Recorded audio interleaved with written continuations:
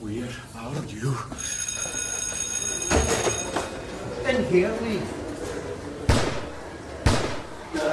What was that?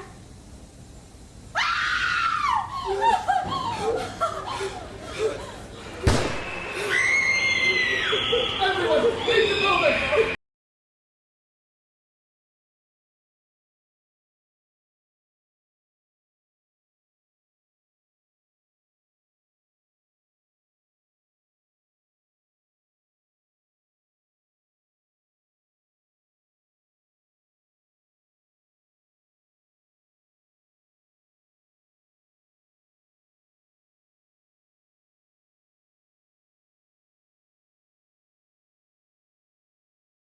One wounded. All of them school kids? No, the third body was a gunman's. Why don't they shoot themselves first? Well, thanks for bringing the good news. Who was he? Lee Herdman. Mean anything? No. Lived locally. Took water skiers out on his boat. Actually, you've something in common with him. I do? Ex-army. Seems like he had a grudge against the world. That's like me. You haven't asked how I'm feeling. Oh, how are you feeling? I'm going stir crazy, thanks for asking. You've only been in one night. What did the doctors say? What's there to say? Burnt hands are burnt hands. How are you going to drive? Or type? Hold a phone? My biggest worry is how I'm going to light a fag. Have they spoken to you? Siobhan? I'm seeing the boss this afternoon. Jill? I'm maybe Jill to you, DCS Templar to me and everyone else. No, then again, we're not really on first name terms anymore. She'll be asking for you though.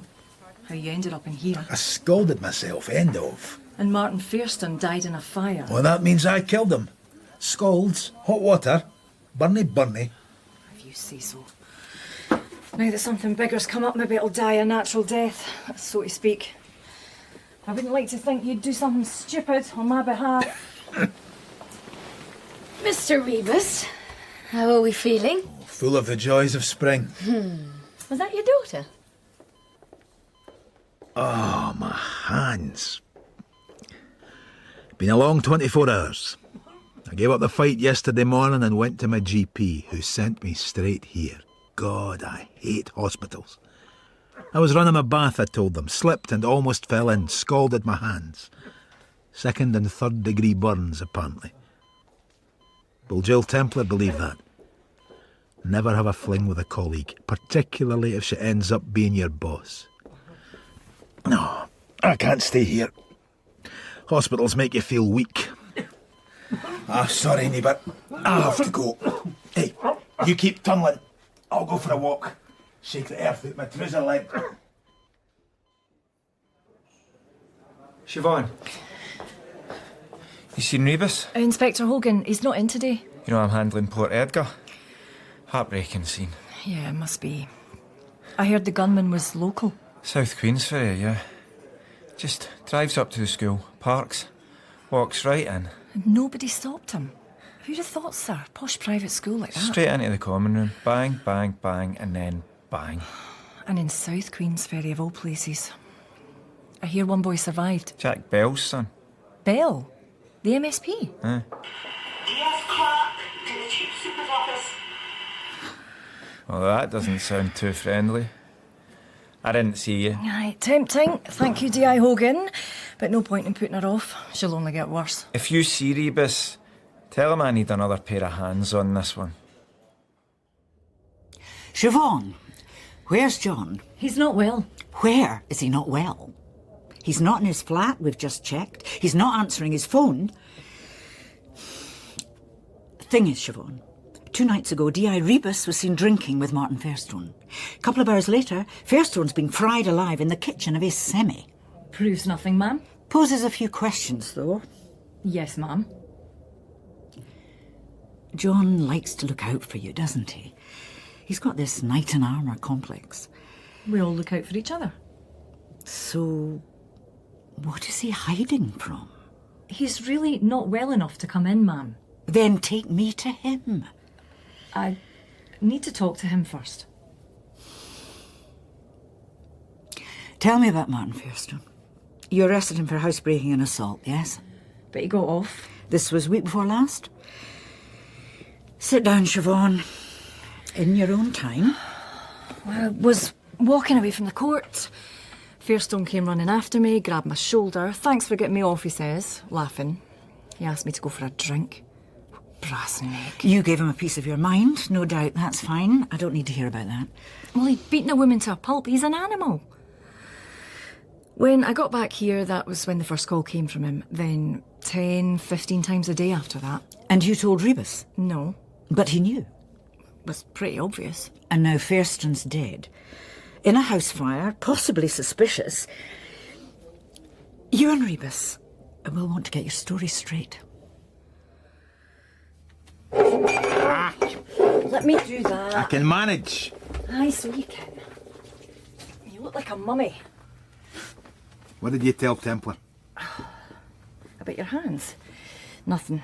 Didn't know what to tell her. That I scalded them in the sink there. Oh, wasn't at the bath last time. The bath, I meant bath. Look, I'd had a few drinks. And on the same night Martin Fairstone died in a fire at his flat.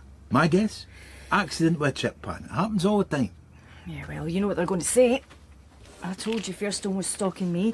You go noise him up, things get out of hand. That's brilliant, eh? They give me painkillers in a bottle I can't open. How many? A handful.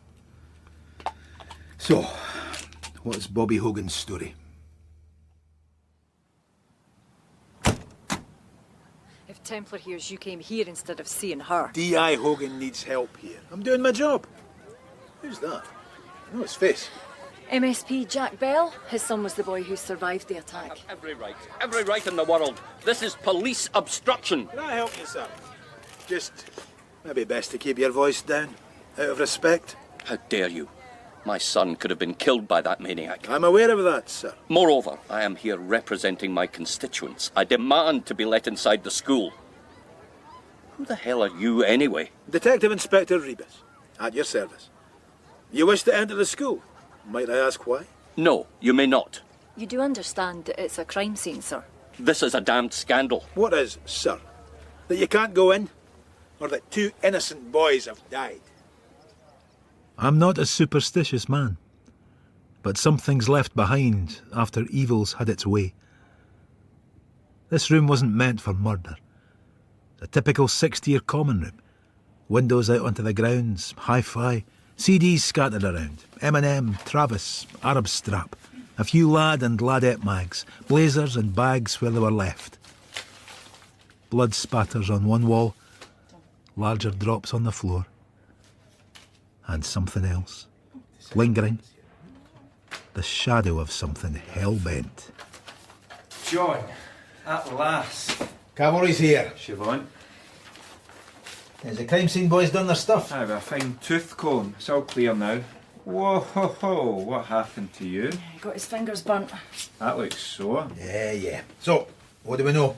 So, break time. Herdman enters unchecked by anyone. Comes straight in here. Now, it's a nice sunny day outside, so most of the kids are heading out there. There's only 3 unlucky ones left in here. Why here? What, you mean, why this school? Yeah, but, like, why the common room? If he was looking to wreak havoc, there were more kids outside. Siobhan tells me he was ex-army. It was more than that. Ex-SAS. Right, like you? No, not like me. I didn't make the grade. I need you on this, John. Why? Because I've got something in common with a raving lunatic. Fair dues, I'm in. Can you work with those bandages on? Sir, Chief Super. Let me deal with Templar. Is there a problem? A little local difficulty. I'm going to have a wander round the town. Siobhan, the boatman's. A semi-decent boozer down by the Forth Bridge. IPA for me. The work of a few moments and everything's changed. The school, the town, the families. South Queensferry. I know it like the back of my hand. The place was changing anyway. Edinburgh's full to the brim, this quaint little town between the bridges becoming a suburb. Now it will be remembered forever for all the wrong reasons. I need a fag. Excuse me, miss. Can you give me a light? Late teens? Might be a pupil at the school. Might even know the victims. Dyed black hair, Susie Sue style. White face, red lips, black leather jacket. Did you cut your wrists? I will if I don't get a cigarette. In my jacket pocket. In your pocket? You mind? Okay. You in mourning? They're all out here now. Pathetic.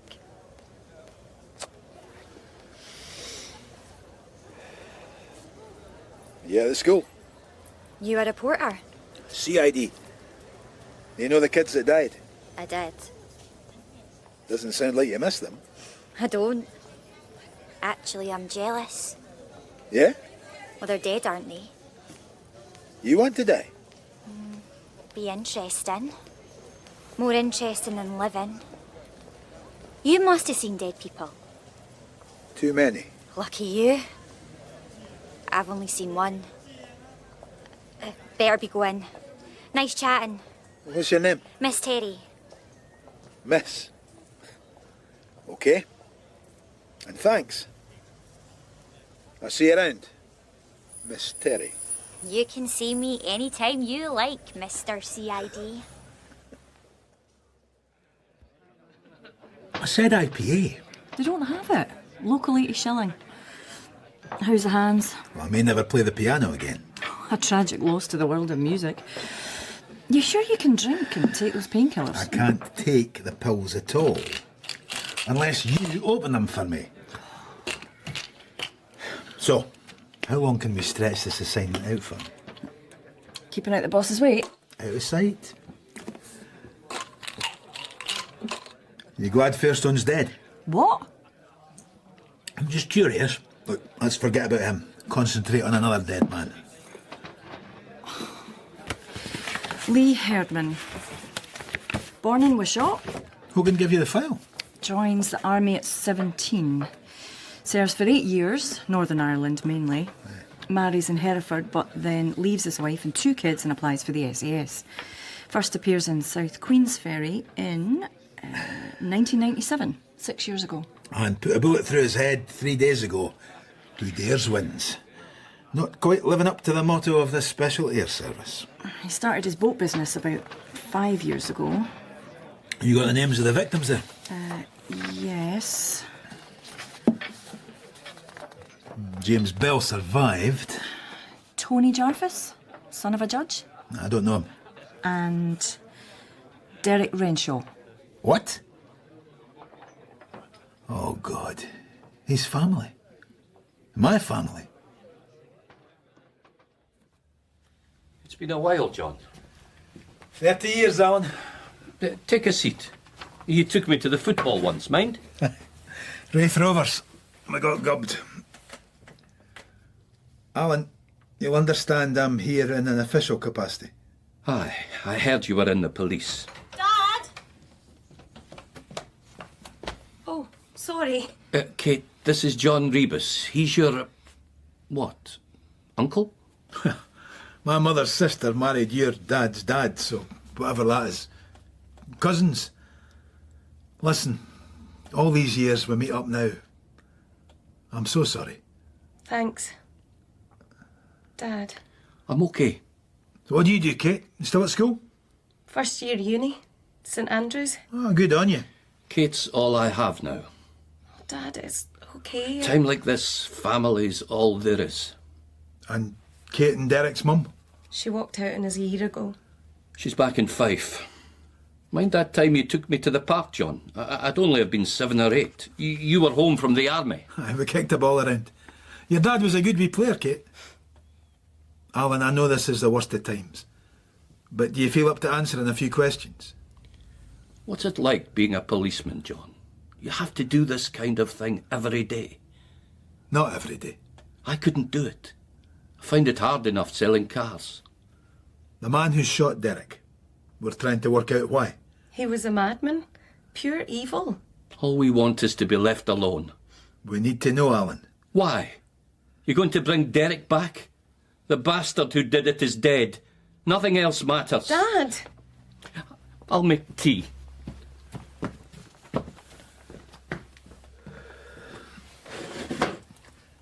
I'd better go. He didn't pick them out, did he? Select them. Herdman. At just the wrong place, wrong time. We don't know, Kate. Derek was in a car smash a year ago. His pal, Stuart Cotter, was driving. And what happened? Stuart died. They'd both been drinking. Derek felt so guilty about it. Go on. Nothing. It's just... Derek told me that Stuart's family hated him, so maybe they wanted revenge. Two friends. Derek Renshaw, 16, Stuart Cotter, 17. They decided to borrow Stuart's dad's car. They had a drink at a shoreside bar in Leith. The plan had been to hit the A1, put the car through its paces, then head for home. To Mummy. Dad's still away on business. No one the wiser. What are you reading? They were doing 70 along Salamander Street when Stuart lost control. Straight into a brick wall, head on. Derek had been wearing his seatbelt, so he survived. You remember this? The unlucky boy racers. Yeah. Shot through lights, spun off the road and into a wall. One of them died. Stuart Cotter. The other one was my nephew, Derek Renshaw. The Cotter family never forgave Derek for surviving. And what, you think the school shooting was some kind of retribution? Why wait a whole year? Why shoot Tony Jarvis and James Bell? Siobhan, it's a motive. That's what Hogan needs, and the oldest motive in the book. Stuart, the lad who was driving, his father's a successful businessman. He'd have the money to pay for someone like Herdman. Even if Herdman was crazy enough to take out whoever else happened to be around, why kill himself? Doesn't sound like a hired assassin to me. Right, the father's first name is... Cotter. William Cotter. The wife's name's Charlotte. They run tanning parlours and... Well, they have a daughter, a sister of the boy who died in the crash, by the name of Terry. Who? There's a picture. Yep, that's her, okay. I bumped into her this morning outside the school. She's changed a bit. She's a goth now. All black nail varnish and eyes. She told me she was jealous of the boys who'd been killed. Reaction to her brother's death? You can see me any time you like. Excuse me? That's what she said.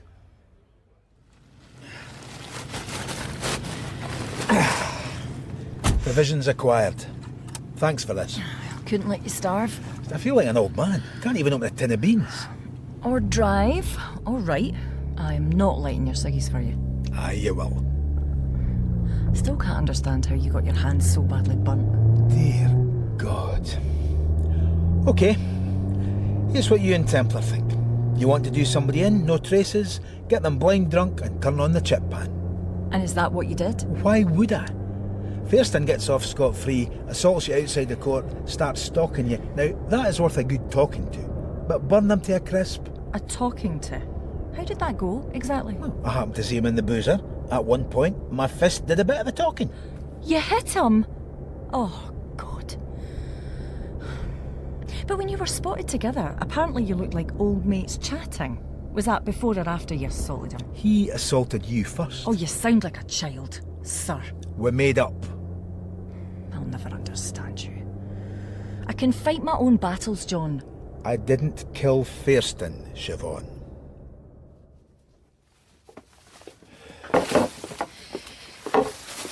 There's something you aren't telling me. Give over, will you? You want me to make your dinner or not? Oh, you're a hard woman. There's only one thing I haven't mentioned. What? What? I went back to his house. You're joking. Please tell me you're joking. The criminal who was stalking me, who you punched, you were in his house on the night he died? He invited me. Oh, he invited you? Oh, this is all getting too crazy. He liked playing games. Said, let's go back, have a drink, bury the hatchet. And you went? He wanted to talk about you. Apologise. Talk about the time he'd served, sell stories, the usual sob stuff. We did in a bottle of malt. Oh, cosy. He was pretty drunk by the time I left. But not dead. Right. Before we microwave this healthy, balanced meal, those bandages need changed. Come on. Ow. Jeez, what a mess. Oh, worst scolding I've ever seen. Where's that cream they gave you? Don't bother with that. Oh, you're such a baby. I'll be gentle. Oh, yeah. How you got to change your clothes? I'll find a way. You can't do buttons or zips. And you'll need to scrub up nice for the boss tomorrow. Or have you developed a phobia of hot water? I've a bottle of Brut somewhere. Splash it all over. I wouldn't be at all surprised. You need to get a bath, John. You volunteering to help? Yeah, right. Why do I always feel like a dinosaur when Siobhan gives me music to listen to? Maybe that's her plan. And what's wrong with four blokes in leather belting out riffs? I mean, these modern beat combos, I don't know. Martin Fairstone. Knew the type the minute I clapped eyes on him. Bullied at school, gets warped, picks on women. Lives in a pigsty, thinks he's going to make it big any minute now. Should have got Siobhan to leave the top off the painkillers. Or the whiskey bottle. South Queensferry.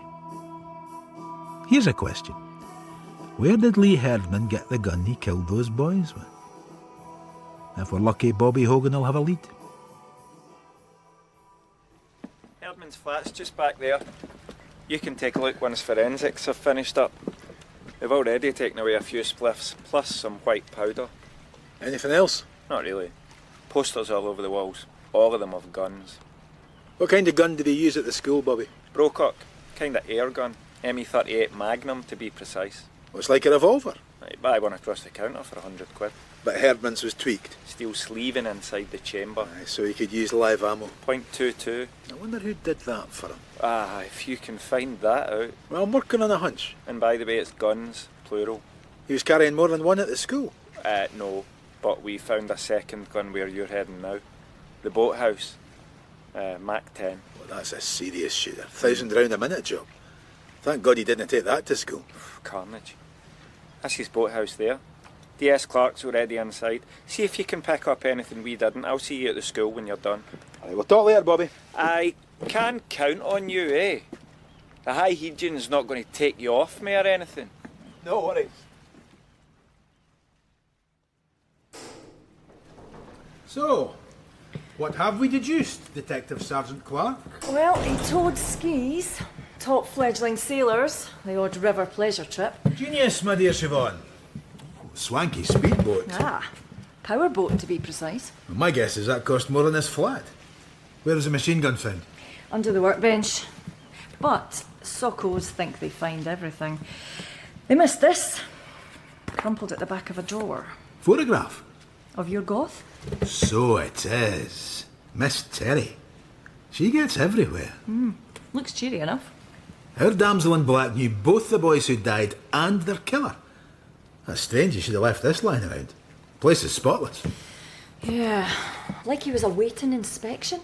Aye, figures. Yeah? How? Army. Doesn't matter how messy your home life is, you don't let it interfere with your work. Marriages collapse, but your kit is always immaculate. The Army is the best shag you'll ever have. Quite the little psychoanalyst, aren't we? Detective Inspector Rebus, I assume. Name's Whiteread. Pleased to meet you. Care to show some ID? Where was the gun found? Mac 10. Notorious for jamming. D.I. Hogan knows I'm here. Siobhan, call Bobby. And you, Mrs. ID. Although I know some of it already. You might be in mufti, but you've got Army written all over you. You never quite made it into the SAS, did you, Rebus? How come you're not in uniform? It scares some people. D.I. Hogan. Or you don't want the bad publicity. Doesn't it look good when one of your own goes mental and kills a couple of kids? Sir, D.I. Hogan wants a word. You didn't make the grade. No shame in that, Inspector. Some men just don't measure up. I need to take a look at that boat. Here he is, sir. Thank you, D.S. Clark. Bobby, what the hell are you doing letting some Army numpty crawl all over our case? Aye, okay. Happy now? We'll talk later, Bobby. And you, I'm posting a policeman outside. Come on, Siobhan. Yes, sir. Nice to meet you, Whiteread. And if we don't see each other again, well, I'll be greeting inside. hell's the matter with you? Well, you talk to the brass then, John. I don't like it any more than you do. It's your investigation. You tell Fettis you're not having any army idiots messing around. Those bastards have no place here. Gentlemen. Oh, Mr. Fogg, so sorry. Didn't see you there. This is D.I. Rebus. Rebus, this is Mr. Fogg, the headmaster. Oh. Sorry about that. Yes. Very nice to meet you. I'll just open the store, shall I?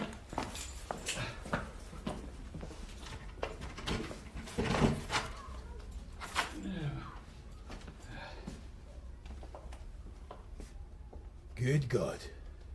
Yes, all independent schools have a cache like this. Automatic, semi-automatics and other weapons. Why? CCF. Correct, Inspector Rebus. Combined Cadet Force. It's cadets. For the Army, the Navy and the Air Force. Are these things loaded? No, there's no live ammunition on the premises. Right, so the guns are deactivated. Oh, no, they're real enough. For practice purposes only. Nothing's missing. No, checked and double-checked. Right, but both victims were members of this CCF thing. Anthony Jarvis... The judge's son. Yes, Tony was a very keen member. Derek, little less so. Derek Renshaw. He was in a car crash last year. Yes, we've not had our troubles to seek. I'm And James afraid. Bell, was he a cadet? He was, yes. Can I close this now? If you don't mind, I'll take the key to this, Mr. Fogg. Oh dear, must you? You've got to get shot of Whiteread. She's not going to shed any light. If anything, the opposite. For Whiteread, you read whitewash. Change your record, John Gonny. Someone's looking into Herdman's accounts. Hasn't he made a big deposit recently? Well, no one mentioned. Why? Stuart Cotter, the boy who was killed in the car accident. His parents hold a grudge against Derek Renshaw. So you think there's a connection between that and our killings? Long shot. Let's just see if anyone paid Herdman a big fee recently. Well, it is something. What is missing is a computer. Herdman's books show he bought one last year, but we've seen no sign of it. Well, we need to get that. Just who I'm looking for. Mr. Bell. Have you people done anything useful yet? Trying our best, sir. That's what they said after Dunblane. Our schools still aren't safe. Guns are flooding the streets. You're preaching to the wrong audience, sir. Maybe I am. You lot seem utterly incapable of tackling the problem. I could have lost my son in there. What? Carry on, sir. Don't mind us. Is it radio or TV? Local or national? I'll only do national. What a piece of work. What's his son's name? James.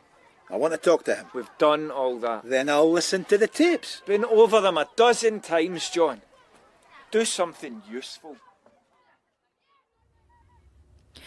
It's WPC Morrison interviewing James. I'll wind it past the preliminaries. Yes, I knew him. Most of us knew Herdman. Anthony Jarvis and Derek Renshaw. Did they know him? Quite possibly. He's cool, isn't he? For a boy who's just been shot and seen two friends die. I know it's hard, James, but walk us through it. It was just normal morning break, you know. And when the door opened, I didn't even turn round. Then there was this horrendous noise and Jarvis collapsed. Private school kids. Why do they all call each other by their surnames? And all I saw was this huge-looking gun. Couldn't really see who was behind it. Could only focus on the barrel. Then a second explosion and Renshaw sort of crumpled. Then he turned the gun on me. Did you know who he was by this time? I suppose I must have. Did you say anything? Did you say anything? Can't remember. But I must have started moving, because when the shot came, well, it didn't kill me, did it? It was like a hard shove pushing me back and over. Did Herdman say anything? I was just lying there playing dead. I thought he'd come over to finish me off. But then there was a fourth explosion. I kept my eyes closed, wondered if I was dead, then... It's all a haze. Thank you, James. That'll do for now. Your parents are waiting outside. That's that. No, hang on. Actually, I feel pretty shattered now. Could you tell them I nodded off? A situation like that, You'd think he'd want to see his mum and dad. Unless Dad is MSP James Bell. Oh, Templar. Will I take it? Put it on loudspeaker. D.S. Clark. Put Rebus on. He's not here. Yes, he is. There a problem? You're a master of understatement. Press. You were spotted, John. I know you're there. Walking out the pub with Fairstone all the way back to his house, just before it went up in flames. Who's got the story? Hack called Steve Hawley. Busy night down the cop shop. A crackdown on street weapons, guns in particular, getting out of hand.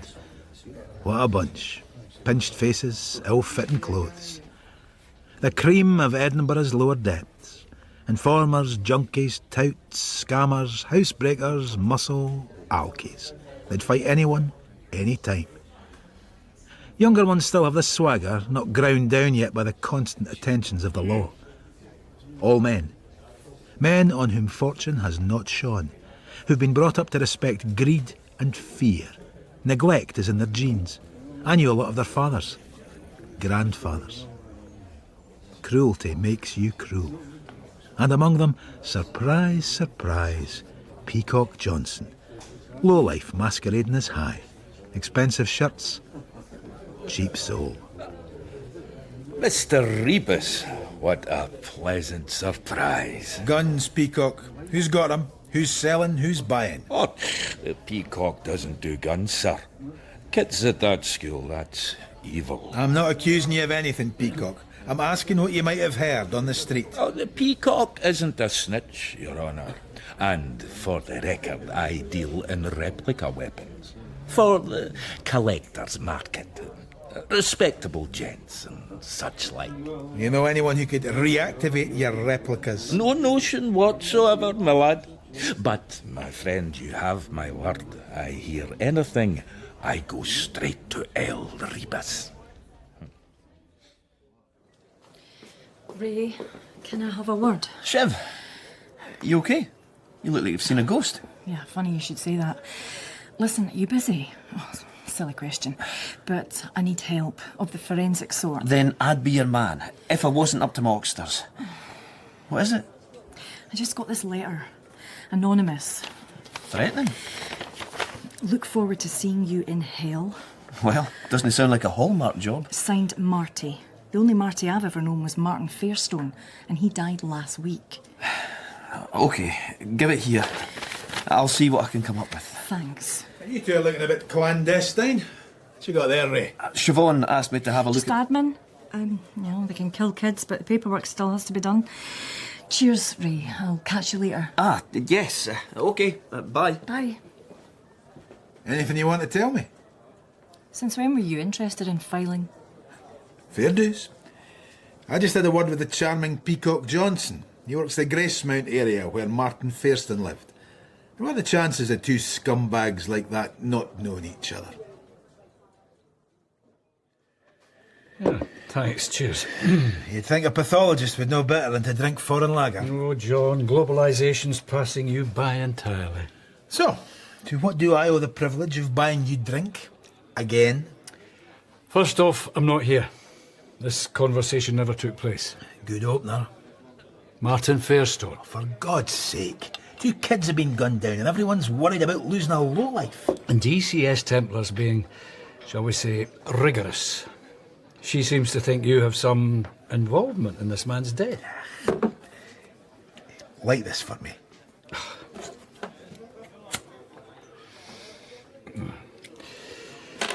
See, I can see what she means. Nasty burns. John, Fairstone's death is beginning to look like murder. Some evidence points to him having been tied to a chair.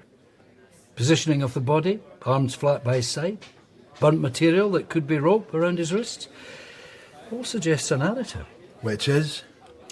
A man's unconscious, tied to his chair, possibly gagged. He wakes up, fire raging round him, tries to wrestle himself free, the chair tips, he suffocates in the smoke.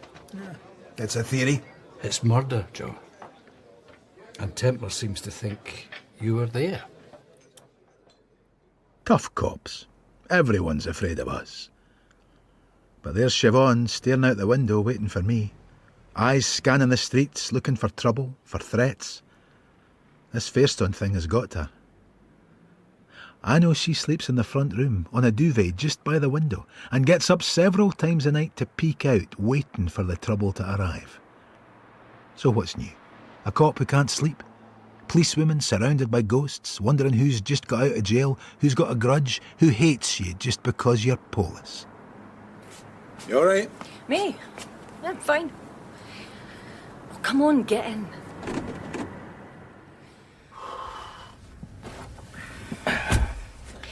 Fairstone, was the body properly ID'd? How do you mean? Well, I'm just wondering. There was only charred remains, right? How do they ID that? DNA, yeah? Has anyone done that yet? Siobhan. Just for the sake of argument. He won't bother you anymore. How come you're so sure? Oh, never mind. I imagine there'll be a big turnout for the school vigil. Let's have some music, eh? Lighten the journey.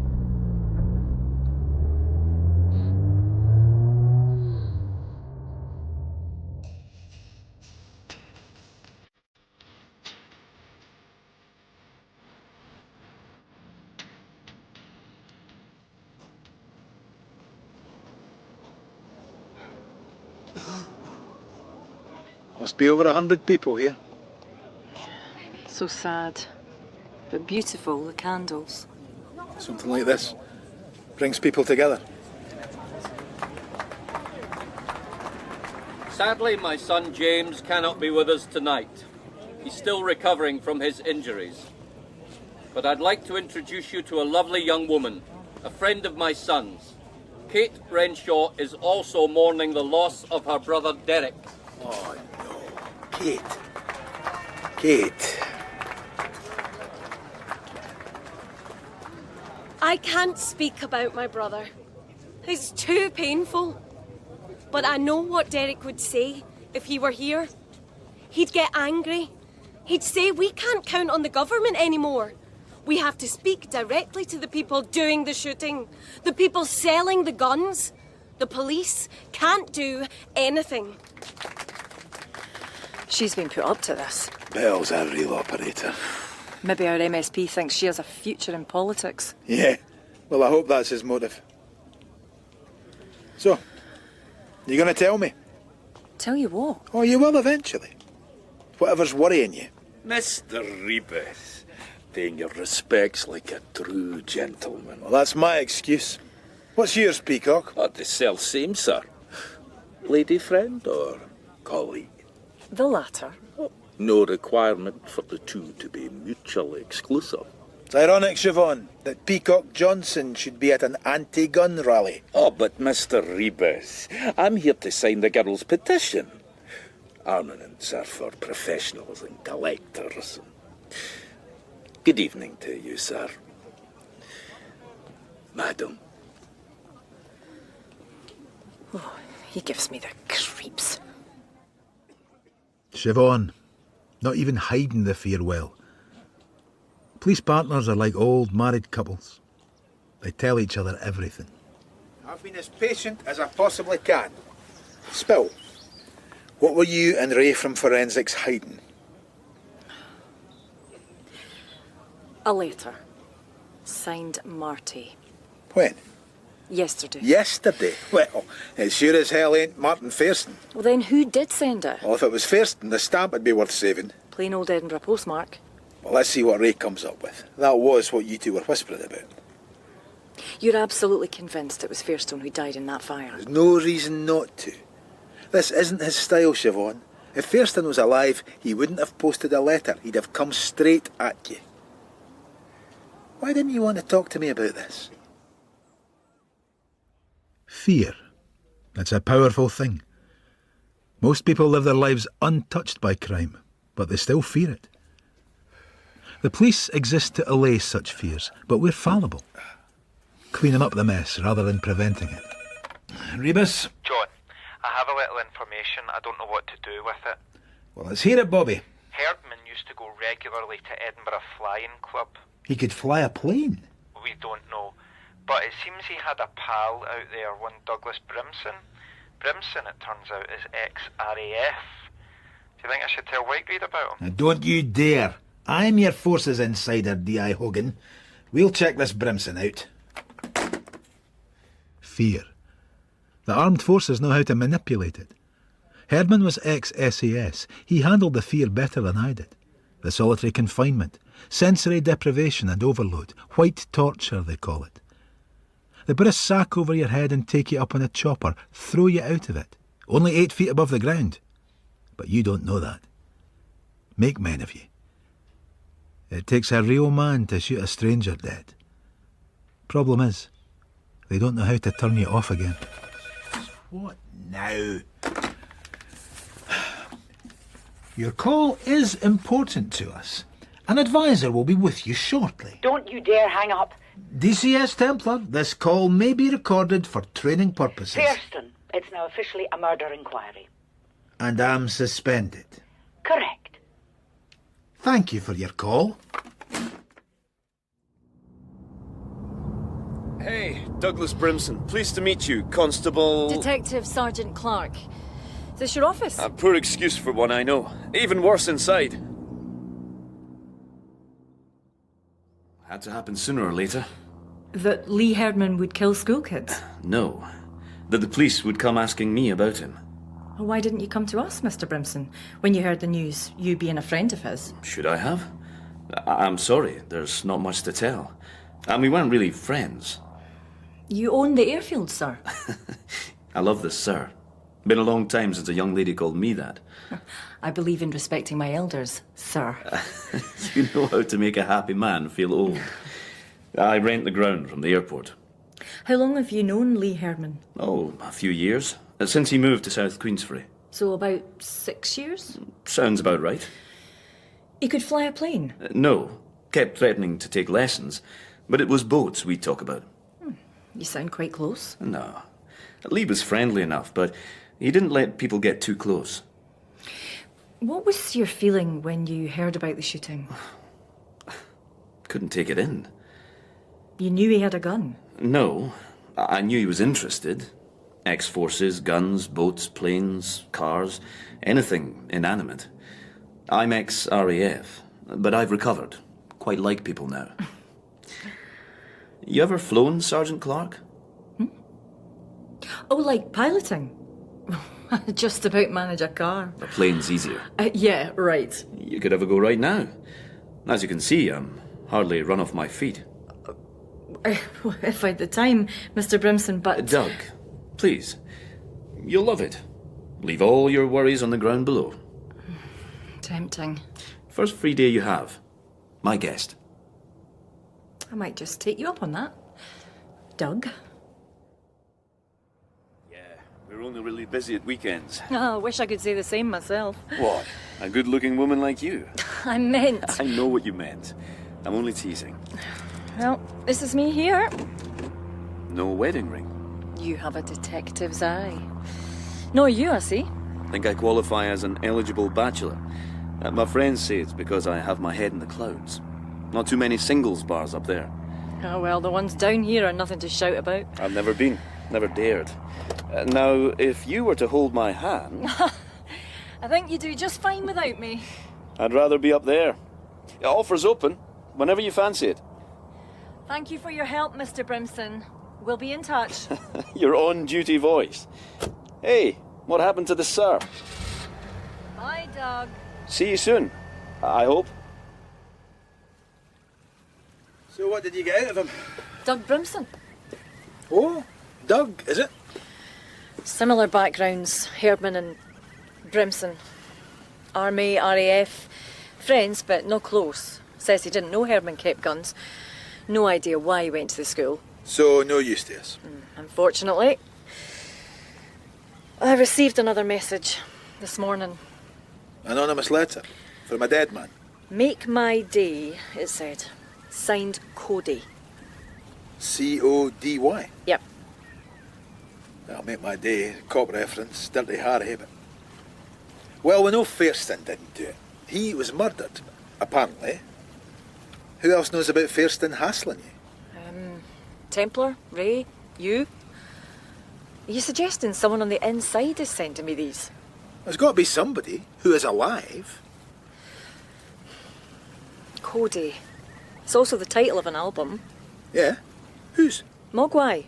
I lent it to you a couple of months back. Oh, yeah. That's not my thing. Are you day tripping at the seaside, John? Help me make a sandcastle, Uncle Bobby. Well, you can't be on duty. You heard? In the name of God, Rebus, I need you on this case. Working with you is always a bloody nightmare. How do you manage it, Shiv? Haha, look at me. You'd never guess I was only 21. Well, the shootings isn't really a case, is it? I mean, we're not looking for anyone. True. Nobody's going to court. Okay, carry on.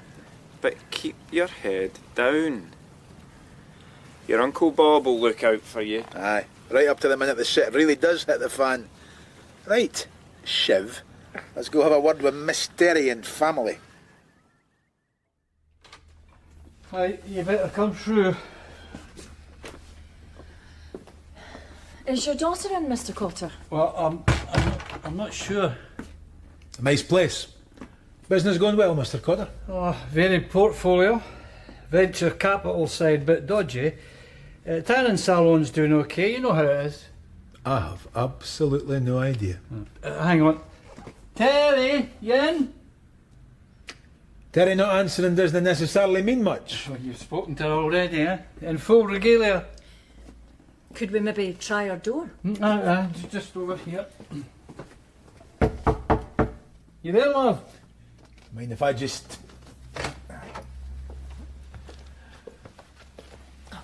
Oh, she's gone the whole goth road, eh? I wanted black sheets and walls too. Ended up with pink flowery wallpaper. Terry doesn't react well to no. I could try her mobile.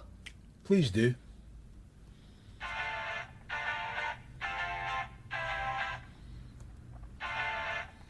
Not like a teenager to leave her mobile in her room. No, well, Terry's mum can be... likes to keep tabs on her, so... She stays off message. The room across the hall. Oh, that was Stuart's. Your son. He was with Derek. Room's locked. Shrine. Wife's kept it exactly the way it was since the accident. Any idea where we might find Terry, sir? Coburn Street.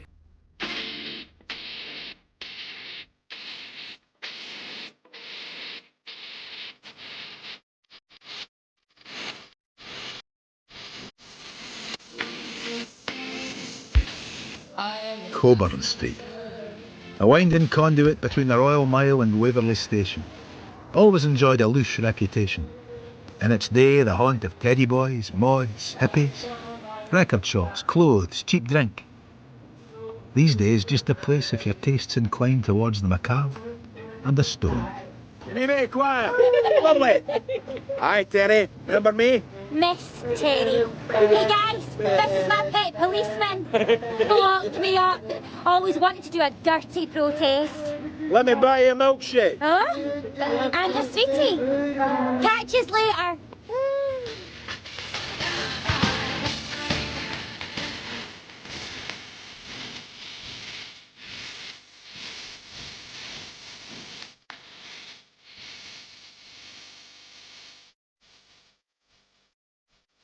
We don't serve her type here. You do when she's with me. 2 black coffees. Very black. How's the hands? Red and sore and suppurating. Can I join the gang? Incubus numero uno. Light us a couple of cigarettes, eh? It's fun being an outsider, isn't it? Is that why you like Lee Herdman? Ah, you like goths. Never sure why. Invite us to his parties. You ever meet a Doug Brimson there? Brimson? Pure vanilla. The 2 lads that died, Derek Renshaw and Tony Jarvis. Were they at Herdman's parties? As if. Rugby boys. Herdman ever talk about his time in the SAS? Not really. But his house was full of army stuff. Pictures of weapons, guns, all over his bedroom wall. His bedroom? And? What are you saying? 2 black coffees. Service with a smile. You must be used to that. Did you trust him, Herdman? Maybe talk to him about personal stuff? School, family? Might have. Maybe about your brother? being killed in that crash? Okay, I'm done with the questions. Is that when you got into the goth thing, after Stuart died? I'm out of here. Why are you nipping my head? Go talk to James Bell. James? Why? Where can I plug in the Ethernet? Ethernet? Aye, where's your phone connection? It's behind the table there. Is this worth it? Well, I don't know, but there's something on your nephew's laptop I don't understand. And I think you'll find it interesting. Now, Derek wasn't actually a nephew. He's a second cousin or something.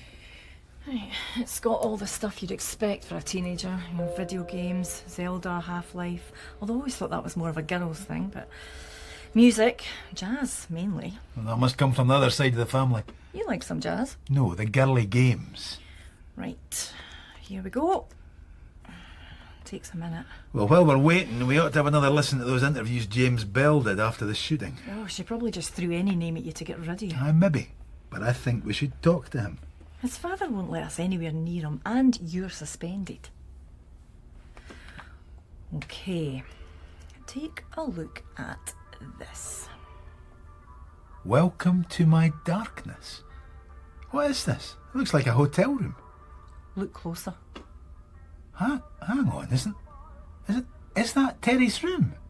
Or does every kid have black candles and horror posters these days? Why is there a photograph of her bedroom with crap music over it? It isn't a photograph. It's a webcam. This is a live feed. Why? She isn't even there. Well, some people pay to watch this kind of thing. That must be getting old. Oh, but we're getting this show for free. Lucky us. Well, you reckon she switches it off when she comes in? Where would be the fun in that? Well, maybe we'll find out. What? Oh, no. Does it get dodgy? I'm not sure. Look, this drop-down menu. You can message her, and her own tag message says... The dark world of Miss Terry.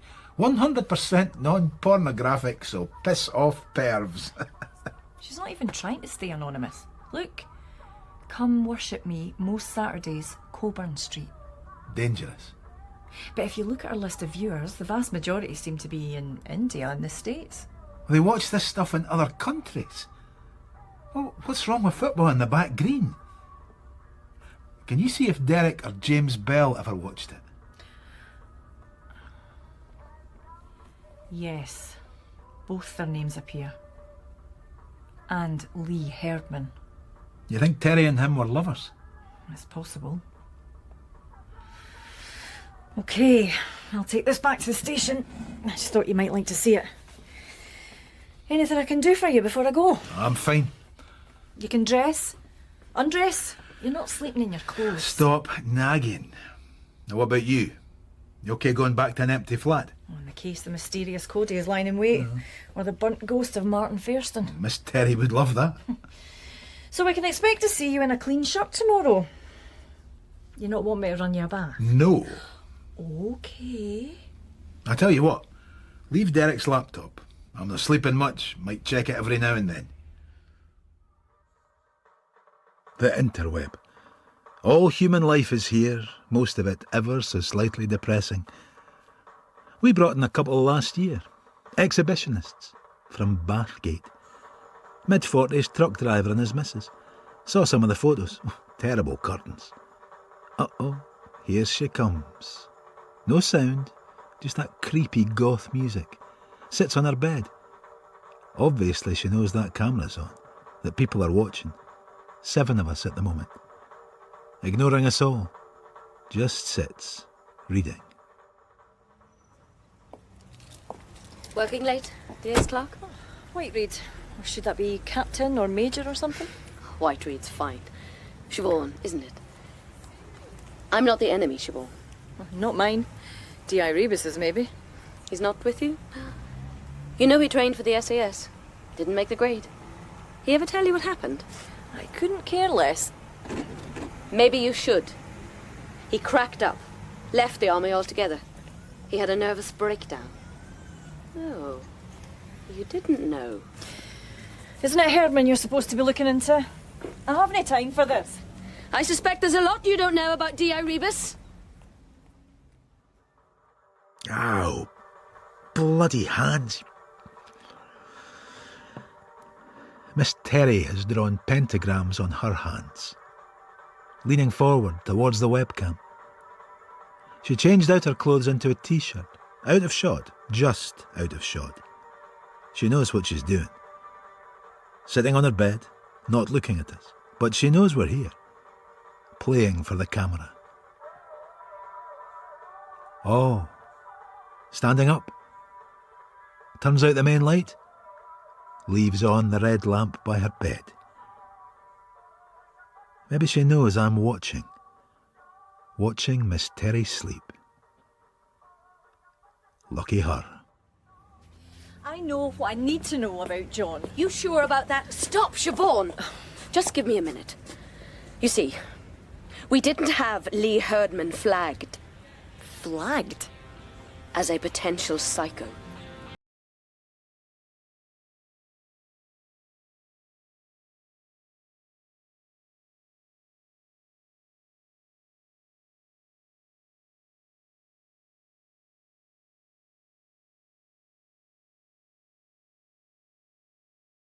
Ian Rebus was played by Ron Donaghy.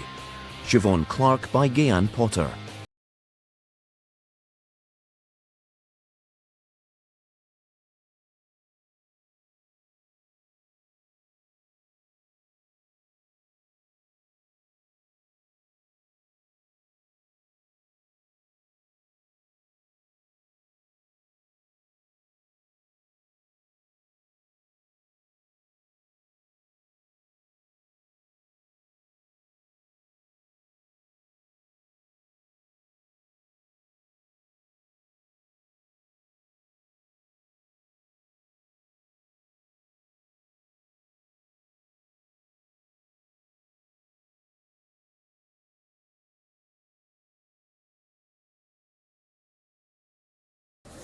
Where are you?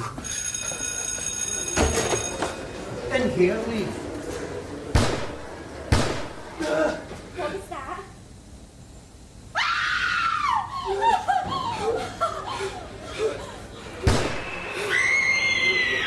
Everyone, leave the building! Now!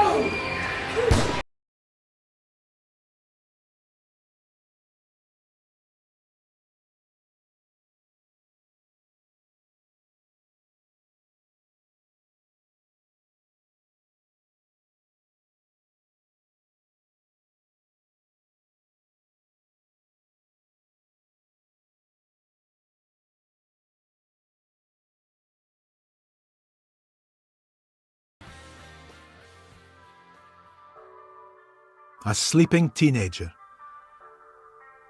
I never got to see Sammy sleep at that age. Wasn't there to protect my own daughter. And here I am watching Miss Terry's webcam, like some kind of peeping Tom. Enter my darkness, she calls it. I always enjoyed surveillance work, glimpses into secret lives. Except they didn't know they were being watched. Miss Terry invites you in, even when she's sleeping like a baby. But what's she got to do with Lee Herdman's killing spree? Ah, yeah. My hands.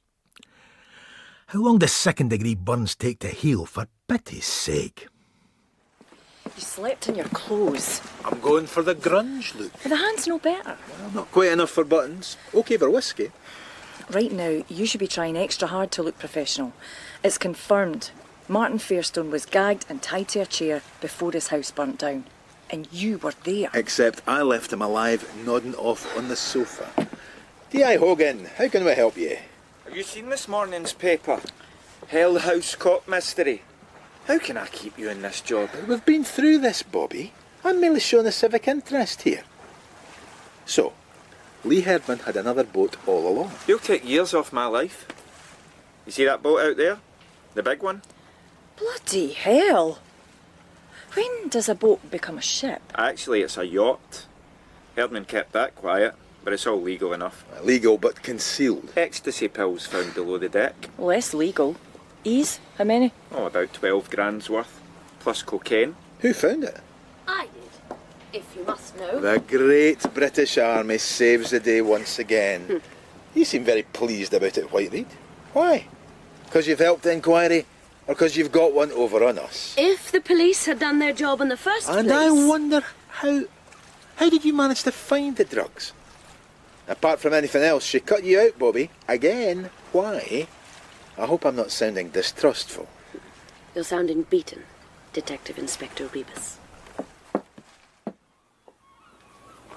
This is a 40-foot yacht. 6 berths down there. You'd need £500,000, I reckon. Which didn't come from an army pension fund, believe me. We need to take a look at the ship's log. Majority of ecstasy comes from Holland. Logs can always be falsified. Bobby, those drugs could be a plant. To what possible purpose? Look, I know you don't trust Whitereed, John, but It's all wrong. Ex-soldier goes berserk. Usually the last people you see afterwards are the old employers. They don't want any blame attaching. But Whitereed's sticking to this like shit on a shoe. Why? A 500 grand yacht. Where'd the money come from? Drugs, obviously. We're thinking the way she wants us thinking. Nothing we've learned about Herdman makes him look like a drug baron. We need his army record. Where's Whitereed staying? Oh, no, if you're thinking what I think you're thinking... Find out for me. Someone in admin will know. Tell them you have to deliver something urgent. You are kidding me. You're already suspended, for God's sake. Let me know when you've got it. Leave me out of this!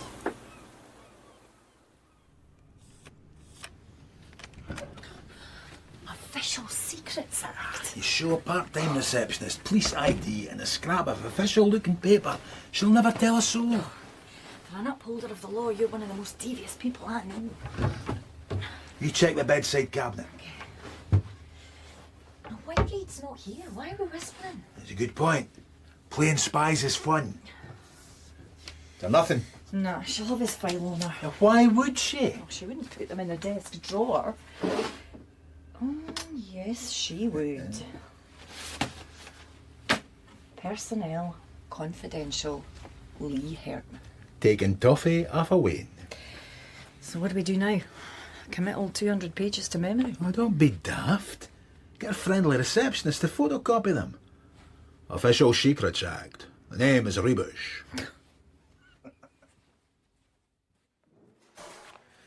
Well, the careers textbook stuff. Northern Ireland, Falklands, Saudi, Germany. Medical records all good. Slight question over his physical stamina. Want another coffee? Oh, you kidding? This place is a dive. Well, listen. That's our MSP bell on the radio. Turn that up, would you? Okay. The police are useless. We simply can't depend on them to protect people like my son and his friends who were killed. I may be a politician, but right now I'm talking only out of love and fear for my son. Oh, good line. Thanks, we've heard enough. Damn. What? Well, this bit. Removed by order. Oh, the probably very bit we want, eh? Removed by Whitereed? No, my guess is no. Too sensitive even for her. Be locked away somewhere in SAS HQ. But it appears towards the end of his career. Hang on. So a couple of months before he quit, he was involved in a salvage mission. What's that? I was cleaning up some army mess or other. On Jura. Ever been to Jura? Oh, we're going to Jura now? No, keep up. We're going to see Master James Bell, beloved son. Those painkillers you're on, they have side effects. James, the only survivor, singled out by Miss Terry, whose webcam he watches. Well, this case has it all. Murder, dodgy websites, army secrets, drugs. Aye, and which one's your favourite?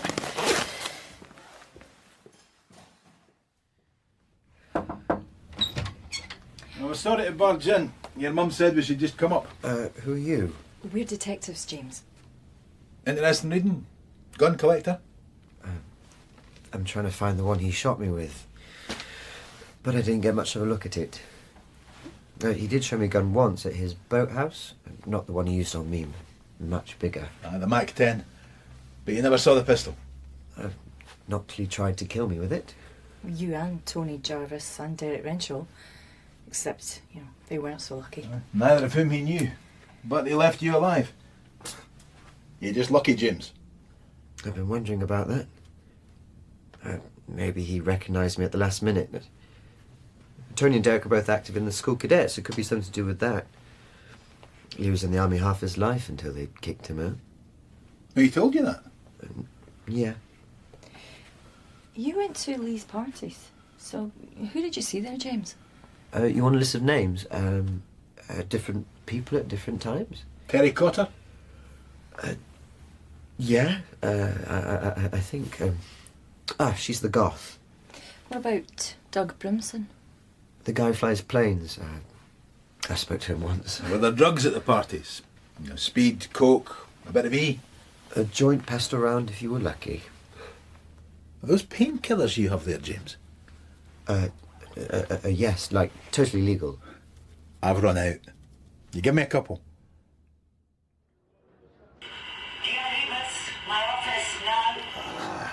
Your hand's still that sore? Well, the burns I can put up with. It's the grilling I'm going to get now that's painful. Now, according to James, Herdman says he was kicked out of the army. And not so far as we know. And there's nothing like that in his record. So you think young James made it up? He's a cool one, isn't he? Except when it comes to Miss Terry. Making out he hardly knows her. Aye, fancies the pants off her, more like. He seems pretty disconnected from his family, too. With a father like that, who wouldn't be? OK, well, you're on your own now. Good luck. D.I. Rebus, DCI Mullen from Complaints will be sitting in on this, but he's kindly agreed to let me ask the questions. Oh, whatever the best way is to get to the bottom of this. From now on, I simply take notes. Yeah, I know. Complaints have my best interests at heart. Let's not beat about the bush. The Fairstone case. You went to a known criminal's house on the night he was murdered. A criminal who'd been stalking your closest colleague. Why?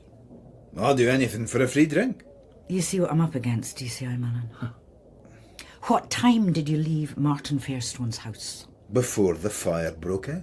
So, not long after you left, some unknown person arrived, unseen by neighbours, and proceeded to gag and tie Mr. Fairstone, turning on the chip pan and departing. I have no idea of the sequence of events after I left the premises. If I may, what you have is purely circumstantial. All it tells you is that I was the last person to see Fairstone alive. No, Rebus. The killer was the last person to see him alive. Well, that's what I meant. I'm sorry. I mean, I'm not exactly 100% at the moment. The drugs for these burns. And you took the most recent dose when? 15 minutes ago. Then this interview is invalid. For heaven's sake. The Oxford Bar. Walls the same jaundiced colour they were when I first found the place 3 decades ago. Hands are improving. Can pick up a glass one-handed now. No dram. Not today. Need my wits about me. You call, I obey. Steve Hawley, journalist. Flyer than a field full of foxes. Decided to put your side of the story? I need a favour. You need a bloody miracle. In return for special relationship status. Whatever I get on the school shootings, you get first shout. I've got witnesses prepared to go on record placing you at Fairstone's house the night he burned. And you're asking me favours.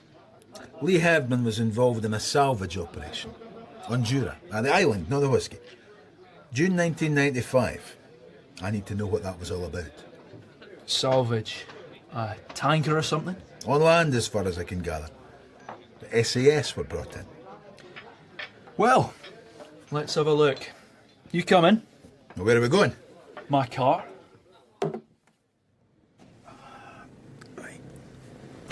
Infrared connection. Welcome to the new millennium, Inspector. Gets you on the net lickety split. Right, keywords. What? Jura. Salvage. Just give it a moment. There we go. Impressive. Computers at the station take a day to warm up. Yeah, I remember this. Army helicopter, 6 top brass on board. All killed outright along with the pilot. Chopper crashed, but nobody knew why. Seems they still don't. Possibly shot down by the IRA. Here. Final judgment by the inquiry. Pilot error. Doesn't mention the SAS. Can't see any. Stuff here about a rescue team sent in to pick up the bodies, I imagine. You reckon Herdman was part of that team? It could be. And what if he was? What's that got to do with shooting school kids? Maybe nothing. Okay, I've shown you mine, now you show me yours. Well, why send in the SAS to pick up bodies? That sound right to you? Like I say, when I piece all this together, you're first in on it. Tell me, how are you doing this when you're suspended? Maybe it frees me up. No, I think, Rebus. I think you've got nothing. Word to the wise. It's not public knowledge, but the army are all over the Herdman case. Wonder why? Now I'm interested. Lee Herdman wakes up one morning and reaches for his gun. What had happened? Were demons dancing round his bed? Kids, I'm coming for you. Drives to the school, gets out the car, in the front door, up the corridor and into the common room. First shot, Jarvis. The army trains you to aim for the centre of the chest, bigger target and usually deadly. But Herdman opts for the head. Why? Same again for Derek. James Bell ducks down, one bullet to the shoulder. Herdman's last shot? To his own temple. Why, Lee? That's all we want to know. John, this is D.I. Claverhouse. Drugs and major crime. All right. My intelligence says that D.I. Rebus is suspended. The man's a genius. Under suspicion of murder, no less. Somebody called Fairstone. John's here purely in an advisory capacity. Army background. He's not working per se. I'm on my holidays. You chaps check the hall. Like you said, Hogan, ecstasy. High-grade cocaine probably to be cut for crack. Crack? Taking hold in Glasgow schemes, fishing towns up north. Grand's worth of coke will get you 10 when it's cut with hairspray and crap. Where'd he get it all? Well, from his logs at Rotterdam was a favourite jaunt. There's a lot of Eckie factories in Holland. How come you're only finding this out now? Wasn't that what drug squads do? Stop the trade? I mean, with all that intelligence. Hardly the man to be giving homilies. Boys. Right. No evidence of sudden large deposits in his finances? Dealers stay clear of banks. He'll have laundered it all through his boat business. All fits. Does it? Plain as day. Stuffing coke up daft kids' noses at his parties, way I hear it. One of those daft kids was my nephew. Keep your opinions to yourself, Claverhouse. What? Oh, you've got a right one here, Bobby. And what, you didn't feel that that was information I'd need to know? Who? Derek Renshaw. Changes nothing. I'm an advisor, mind. We're not building a court case here, Bobby. Nobody's going to use me as a technicality. But you, Claverhouse, you watch your mouth around me. Alan, Kate said you were in here. Skelectric. Got this for his 8th birthday. I had a train set. Derek hardly played with it. Video games come in soon after. You've just got the one, that right, John? Aye. She's all grown up now. I miss those years you had with Derek. Mind that day you took me to the park? Aye, you were just a kid. We kicked the football around. Yeah. Until some guys turned up and you went off to talk to them. I don't remember that. You and your pals went into the pub, leaving me outside. You acting the big tough guy. Alan. I had to walk home. Except I was wee and I got lost. Got back eventually. So did you. A good few pints in you. You never asked how I got home. Know why, John? Because it wasn't important to you. I was just some little kid. Listen, Alan. You treated me like I was nothing. It was a long time ago. Out. Get out of my house. Alan. Me and Kate. We don't want you here. Out. Alan. Just taking his anger out on me. And what's the point in getting angry with Lee Herdman? Alan's right about the park, though. I don't remember leaving him. But they would have been army boys. Got to act the big man in the army. Nobody in Miss Terry's room. Place is dark. Yep. Like my memories. Siobhan. You any idea what time it is? Chat your man Brimson up. See if he'll take us up and away. My heart is in the Highlands.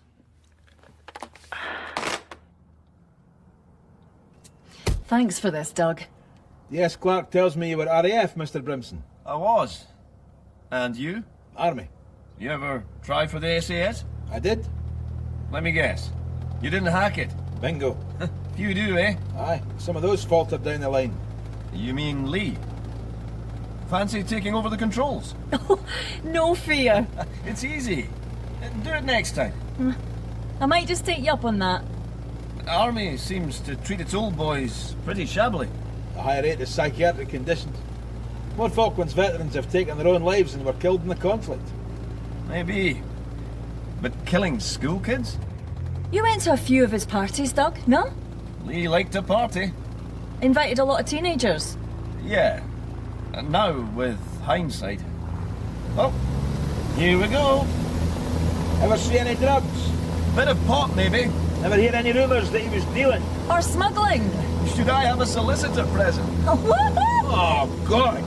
Not like flying, Inspector. Oh, fantastic! Log fine, to your right. Kilmartin ahead. It's so beautiful! So beautiful I can't open my eyes. Never mind. Short hop. Interesting descent, though. Never landed on a road before. We land on a road?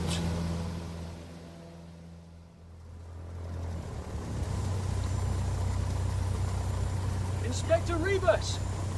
Dodgy landing! Never noticed. Sorry. Few potholes. Rory Mollinson, I presume. The same. Pleased to meet you, Inspector. Rory was a local guide for the salvage operation in 1995. Thanks for doing this. Bit of a walk to where the chopper came down. Hope you've got sturdy shoes. Yep, walking boots. Bloody girl guide.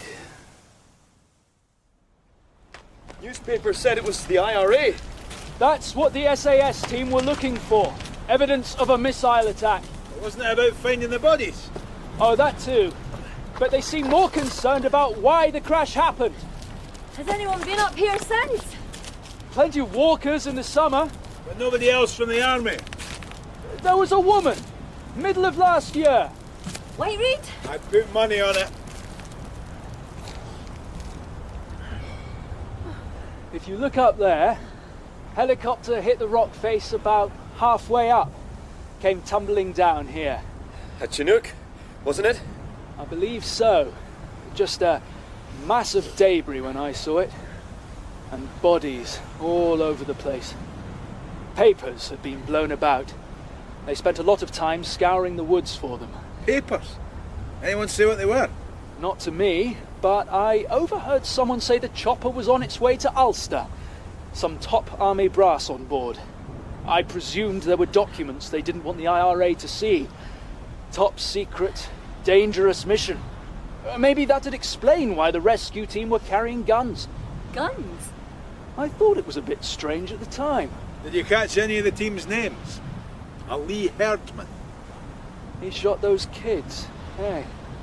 You remember him? I think he was the quiet guy. Always off by himself. You think Herdman found something, don't you? And took it. Now the army want it back. And if so, it concerns us how? Whatever it was, maybe that's why White Reed is sniffing around. And when Herdman realised, he went berserk. All aboard!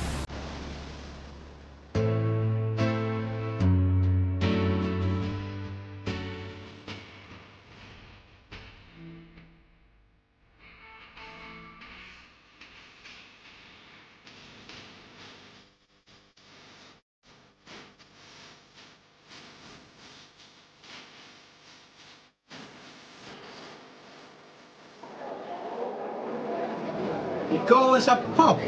No, it's a lounge. You know, civilization, youth, elegance. 3 horrible words. So, what'll it be? A mojito and balsamic vinegar? Lime and soda. Bloody hell. You like him, don't you? Biggles. That's okay. Oh, so I have your permission, do I? Hang on. You getting a round-up? Just seen someone? Man's got it down to a fine art. Oh no. What? I knew this bar was suspect. Rebus, looking for yours truly. Not especially. Introduce me to your lady friend, Peacock. Unless the lady doesn't want to meet you. Manners, my dear. The lady in question was just leaving. Isn't that so, senorita? Catch you later, Peacock. Oh, she looks just your type. Female of the peacock species, a bit dun and drab. I expected more wit and charm from a man of your breeding, Inspector. You've been working out, Peacock. Bit lopsided, though. Whoa! No touching, no on the first day, eh? You hand it over, Peacock, and maybe I'll just arrest you for possession of an illegal firearm. Nothing illegal about it. One of my more stylish replicas, just part of the Peacock Johnson look. I'll take it all the same. You have no right. You have no right to exist. You can collect it from your local station once we've checked it over. Guess who? Peacock Johnson? You know how to choose a bar, Siobhan. I'll take this to forensics. The woman he was with, I recognise her. She was with Martin Fairston at court the day he walked. Rachel something. This is better. Nice old-fashioned steakhouse. A quiet place to think. When do I tell Siobhan? Or anyone, for that matter? When it's clear in my head. Why I went back to Fairston's that night. Guns. A guy like him, he'd no pond life like Peacock Johnson. Even before the school shootings, there were too many guns. Everything's connected. You're not eating much. Oh, it's the meat, isn't it? You can't cut it. Here, let me. Away you go. You army guys. You show no weakness, eh? Guys? Well, you mean me and Herdman? Why are you holding out on me? OK. It wasn't Fairston I was interested in. It was the Peacock. Their profiles matched too closely. I hoped I might get Fairston to talk. About guns. Who was buying, who was selling. See if he dropped Peacock Johnson in the key. Now it seems they were closer than I realised. The lovely Rachel. You reckon she was too timing them? You had any more fan mail recently? Yeah, this morning. Message said, do older men turn you on? Who could she possibly be referring to? Well, the next line mentioned you by name, in between a few expletives. And do they? Older men? No, don't answer that. I have enough pain as it is. Well, certainly not ones with suppurating sores. So do you reckon Rachel sent the notes? Well, all I know is that Fairston isn't posting letters from beyond the grave. You really think I'm like Lee Herdman? I don't think either of you have managed to leave the past behind. What do I hope to find here? Sokos have stripped Herdman's place bare. Some sense of the man. Abandoned his army career, his family to head north. Starts up a one-man business, lives in a one-bedroom flat. No close relationships. Brimson, an acquaintance more than a friend. The rest of his friends, teenagers. He could impress them, the outsiders, goths, loners.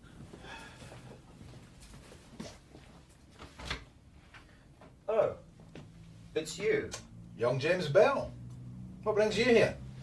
Well, I was passing. Saw the light was on, just wondered. Herdman still has a pull on you. The man shot me. True. I just thought maybe they're doing a search or something. Oh, that's all been done, James. There's a time on your hands. Putting a bit of space between you and your dad. Yeah, he's a bit, full on. Suddenly taking more of an interest in me. How's the wound? No, it just itches now. So you just wanted one last look? Actually, there was one thing. A book Lee borrowed from me. I'll go see. It's not exactly a full bookshelf. Yeah. Oh, this is it.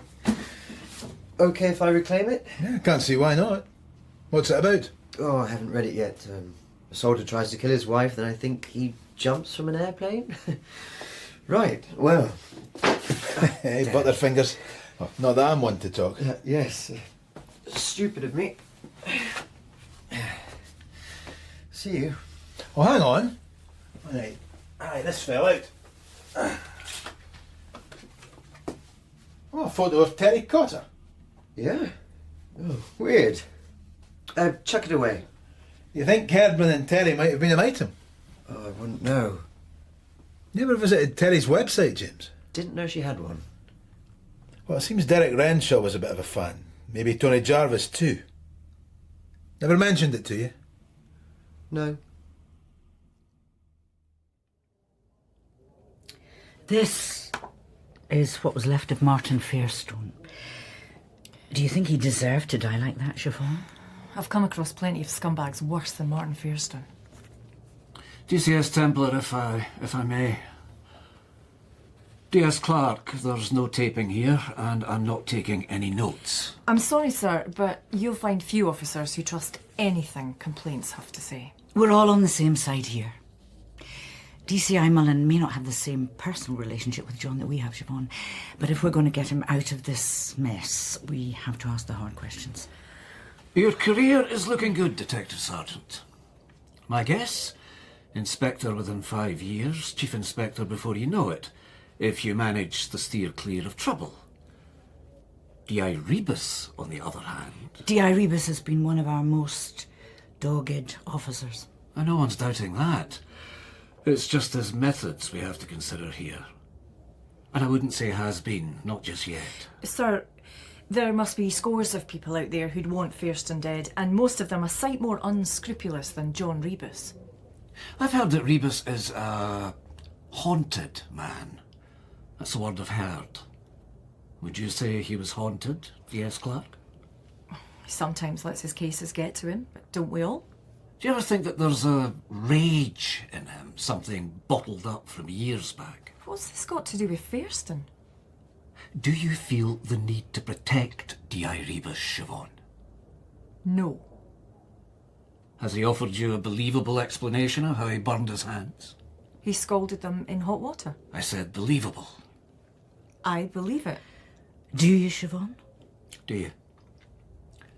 Really? You're letting too many people walk all over this, Bobby. Don't start me. You've been suspended. You have family involved and you kept me in the dark about it. I do things the traditional way, John. If you don't like We it... both know major crime. They come in late and start jumping to conclusions. Like, we've cracked the case. Herdman killed 2 kids. We've got to do this by the book. How did Claverhouse even know about Terry Cotter? I told him. People can watch you day and night on that side, Terry. Including Lee Herdman? I don't know who watches. From his credit card bills, we know that Herdman liked voyeur sites. That's not what mine is. No? Well, he liked to watch. You liked being watched.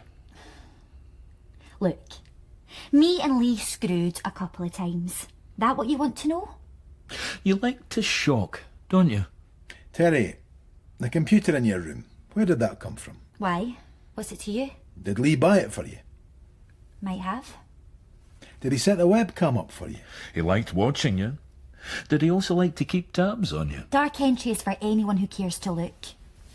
Oh, I think I'm getting this. I'm Little Red Riding Hood, yeah?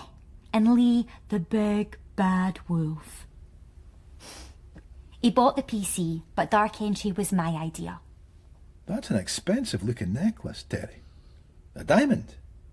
Did he buy that too? What, bad girls shouldn't get presents? You say you don't know who accessed your site. Anonymity is part of the fun. Hardly anonymous for you. There's plenty of information to tell people who you are. How many from school knew about it? No idea. I'll tell you one who did. Derek Renshaw. Derek? Seriously? And probably Tony Jarvis too. The 2 boys who died, right? Now, DCI Claverhouse, you should know that Terry's brother Stuart was in a car accident with Derek Renshaw a year back. Terry's brother was killed. Derek survived. Renshaw as good as killed him. What about Doug Brimson? Think he might have been a fan of Dark Entry? The pilot guy. Fine with me. Do you think it possible, Terry, that Lee Herdman was angry because other guys were watching you? And that made him walk into school and shoot them? He'd have to have been mad with jealousy. You know who I saw last night? James Bell. So? Guy's a weirdo. Well, James and Herdman seemed to have been pretty close. Do you think James told Herdman that Derek and Tony were watching you? This is getting off the point. Tell me about the drugs at Herdman's parties. Oh, you two carry on. Terry, I couldn't borrow that necklace, could I? What? Well, I'm wanting to buy a present for my daughter. Can I show her it, see if she likes it? Oh, for God's sake, this is a murder inquiry, D.I. Rebus. Hiya, John, it's Siobhan here. Can I get you anything from the supermarket? Cream for your hands or painkillers? I managed to track down Peacock's lady friend. Oh, and by the way, Peacock's gun, reactivated. Rachel Small, her name is. Thurston used her as an alibi in court. Got the details. I'm joining her checkout queue right now. I'll phone you later. Your 50p shot. Eh? 50p or put something back. Here.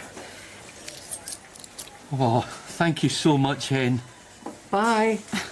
Mere fool you. He does that every week. Oh, never mind, Rachel, eh? How do you know my name? Your badge, for one thing. I know you. You're that cop. Tried to get Marty put away. We all have our jobs, Rachel. Got one of your pals to torch him. Don't believe everything you read in the tabloids. He told me. You had it in for him. Can we talk somewhere, Rachel? I'm nothing to say to you. Oh? What about the notes I've been getting? What are you on about? Looking for Herdman's boat? We've had it dry docked for further inspection. Army think they can control everything. It's a delusion. Who's trying to control who, Rebus? Clearly it was you who set that journalist onto me. You have a suspicious mind. He wanted to know about a helicopter crash. And then I had a quiet chat with a certain Mr. Douglas Brimson. And he tells me you took a little island trip. The thing is, D.I. Rebus, how could you possibly have known about Jura? I wonder. Unless you had access to confidential files. I had the feeling the file in my hotel room had been interfered with. Yep. Delusional.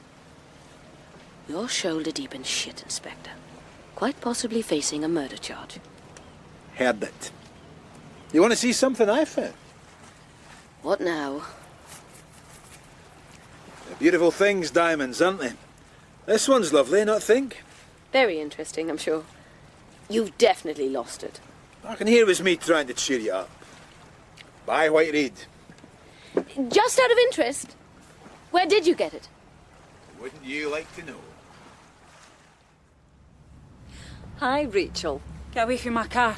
We were waiting to give you a lift. I don't need a lift, you daft cow. Language, please. You've done enough of that in your unpleasant little notes. I don't ken what you're talking about. But I ken you. You're that pig that burnt my Marty. Rachel, now you know that's not true. Siobhan, what do you think? Arrest her? Well, I haven't decided to press charges yet. Why don't we just take her for a quiet coffee and talk about Messrs. Thurston and Peacock? I'm going nowhere with yous. Rachel, you don't seem to appreciate the finer points of circumstantial behavioural evidence. We can nobble you on those notes easy. Sent to an officer of the law could put you away for a long, long time. What's he saying? Come on, we'll have a wee coffee. Just you and me. It'll be all right. We'll take your car. Writing letters isn't a crime. Circumstantial behavioural evidence. She fell for it, didn't she? I don't know anything. I just heard it was your pal that torched him. I loved him. Did you, Rachel? And where does Peacock fit into that? Marty got it all wrong. That was just... I had a wee bit to drink. Me and Peacock used to go out together. That was ages ago. But Marty could get awfully jealous. I don't know why I'm telling you this. You're not supposed to be here. You're suspended. I just came in to collect my makeup bag, boss. Never mind the boss. John, I'm doing everything I can to help. You're not making it easy. I never did, Jill, despite myself. Now that you're here, Mullen from Complaints is working out of my office. If you haven't taken any drugs lately, we should see him again. No. Excuse me? No, I'm not being difficult, but it should wait. Now, with luck, I'll have something to give you on Fairston soon. And I'll talk to Mullen when I do. Rachel, how badly did Peacock and Fairston fall out? They've got terrible tempers, the pair of them. Marty made all sorts of threats. Like what? Marty said he'd turn grass on Peacock. About what? Selling guns? How would I know? Listen, I shouldn't have sent the letters. I'm sorry and all that. Well, by the way, what's Cody? Marty was a big Buffalo Bill fan. What? Buffalo Bill Cody. It was you harassing Marty that got him killed, and you were going to get away with it. No, Rachel. We have to sort this out. Come on. Oh, my lucky day with the ladies. Is it the aftershave? Okay, you've got my attention. Where did you get that diamond? And how do you know where I live, Whitereed? That's a rhetorical question. Why don't you come in? And by the way, I also know you were in Jura last year. A nice holiday? Or were you paying off the paramilitaries? Story time. Do proceed. Now, those guys are greedy. Army brass deep in delicate negotiations to end hostilities in Northern Ireland, on the run-up to the Good Friday Agreement. Paramilitaries must have been out for whatever they could get. What happens next, Daddy? The way I see it, that helicopter was taken in payment from the British government for their cooperation. They couldn't use cash. Diamonds, much less easily traceable. Unfortunately, the chopper went down. A pure accident. But the diamonds were lost, and you were sent with the SAS to find them. How am I doing so far? You have a vivid imagination. I never saw Herdman as a drug smuggler. The ease, the coke, you planted them. That's why we didn't find them. You did. But he did go to Holland a lot in his boat. Rotterdam's a good place to trade diamonds. And you thought the SAS team came away empty-handed from the salvage on Jura? Well, they did. But Herdman didn't. He bided his time, served another couple of years in the army, got out. And he moves north, begins a new life. When you heard about him taking a flaky and shooting kids, you had a hunch and came up here to investigate. Bravo. Now you've put it all together before we did. Have I? Well, you seem to think so. No, despite you trying to throw us off the trail with a drug smokescreen. Your business here is damage limitation. Make sure the world doesn't find out you were paying the IRA and the UDA. Our government would never do such a thing. And that diamond you have? You think I found Herdman's stash? Afraid not. Borrowed from a friend. Just supposing this theory of yours were anywhere near the truth, what then? Nothing. It's none of my business. So long as you get off my patch and promise never to return. And if I don't? The gutter press get the lot. The army, SAS and government cock-up all over the front pages. Paying off terrorists. And by the way, should anything happen to me, oh, I remember how you people work. I've set it up so the story still gets out. How do I know I can trust you? Soldier's honour. Neither of us wants this in writing. Before you go, what's your theory? Why did Lee Herdman walk into school and open fire? I couldn't give a monkey's. Though no doubt you'll have a theory on that too. Bobby. Rebus, where the hell have you been? I've been trying to get you for hours. A cosy chat with that nice woman from the army. You won't hear from Whitereed again. I think I hit bullseye. Herdman found those diamonds on Jura. He was spending them wisely until he went mad. Never mind that now. What? I'm going to take you through a computer program. I think I understand it. This screen here. A simulation. It's the patterns you'd get when a gun is fired. We can recreate the angles and distances. Okay. Victim 1, Tony Jarvis. He was nearest the door. Herdman was about the same height as the boy, so follow this line. Lateral path through the skull. OK. Second victim. Derek Renshaw is about 3 metres away. This time the bullet angles down through the skull. Maybe the lad was trying to duck. You with me so far? You're leading up to an anomaly. James Bell. In his statement, Bell says he was hit while in movement, diving for the floor. But look, the angle of the shot seems to be upwards. As if the person doing the firing was the one crouching down. Forensics report shows the trajectory quite clearly. Meaning James wasn't where he said he was at the time he was shot. He wasn't below Herdman's firing line. He was much closer to him, because we've also found powder burns on his clothes. How'd you work that out? I've got no social life, Bobby. Powder burns means he was very close to the gun. Did Herdman have powder burns? Yes, consistent with placing the pistol to his temple and firing. James was shot at point blank range by someone approximately the size of a garden gnome. Herdman couldn't have done it. Oh, hang on. All we're saying is it's hard to square the evidence with the witness's account. It changes everything, Bobby. What? You think someone else was in there? Herdman had an accomplice? All I'm saying is Lee Herdman only killed one person that day. Who? Himself. James, the police are here. So I see. I hope this won't take long. Hello again, James. You know D.I. Hogan? Hello, James. Couldn't you explain this to me first? Why did you do it, James? Do what? I think I must protest at your tone. James is young and has been recently attacked. Well, maybe you read about it in your gun magazines, James. When you fire a gun, powder traces are left on your shirt. They stay there through any number of washings. What the hell are you saying? Dad. You're trying to get at me through my son. If you'll just let D.I. Rebus continue, Mr. Bell. It's a vendetta. This terrible tragedy, and all you Will can do you is... shut it? For once in your bloody life, just shut it. James, you can't talk to me like that. Know what? This isn't about you. Why did you shoot Tony Jarvis and Derek Renshaw? Did I? Maybe because they were wankers. James, don't say another word. Maybe they just had to die. Oh, my God. Why? You just didn't like them? Plenty of people have killed for less, or haven't you been watching the news? Or was it to impress Terry Cotter? Leave her out of this. You knew Terry was obsessed with death, and you're obsessed with her. You think? You knew she blamed Derek Renshaw for the death of her brother. You didn't like it when you found out she'd slept with Lee Herdman, but not with you. And you really didn't like it when you realised Jarvis and Renshaw were regular watchers of Terry's website. This is madness. I demand a solicitor. I don't want one. It's about me now.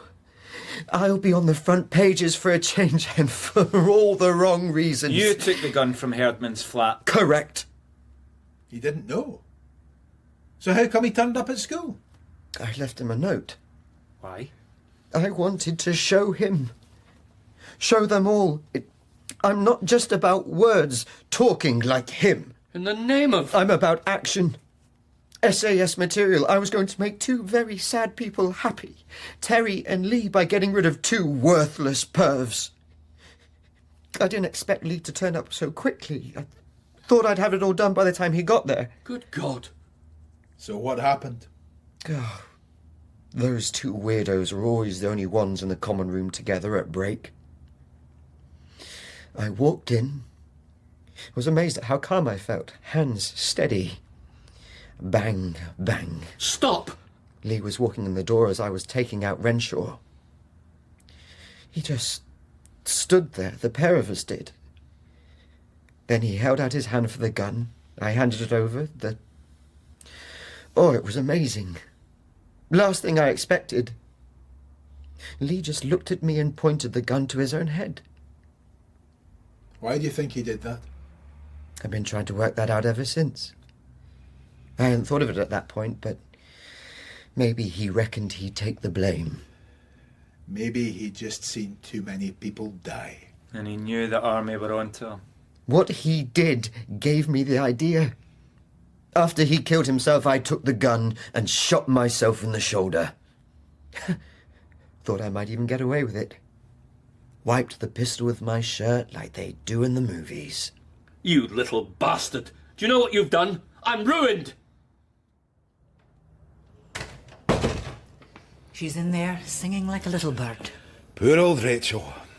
Getting mixed up with Fairstone or Peacock is a bad idea.